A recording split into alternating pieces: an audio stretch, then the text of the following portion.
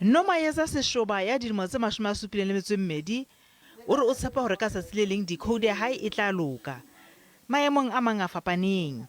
O iphumana a tswela pele ho shebella televishene e sa hlahiseng ditshwantsho empa e le modumo fela. A sale batho ba kenyang twena ha ba sotle and ha ke kgone le report ba ke ba tsebana ba dula kae. Ha ke kgone ho bona letho e a bua ke a utla batho ba bua mara yona ha e hlahise batho. Ha ke bone ntho tse etsahalang ka hare ka moo.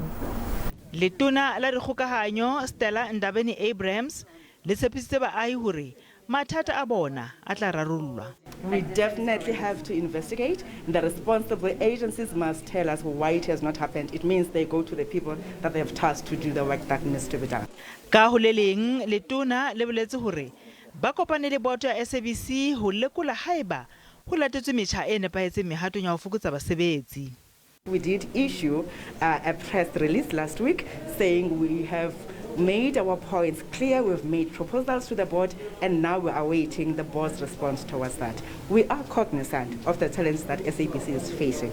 Free State ke province ya pele ho tloha mokgweng wa analog ho ya ho digital.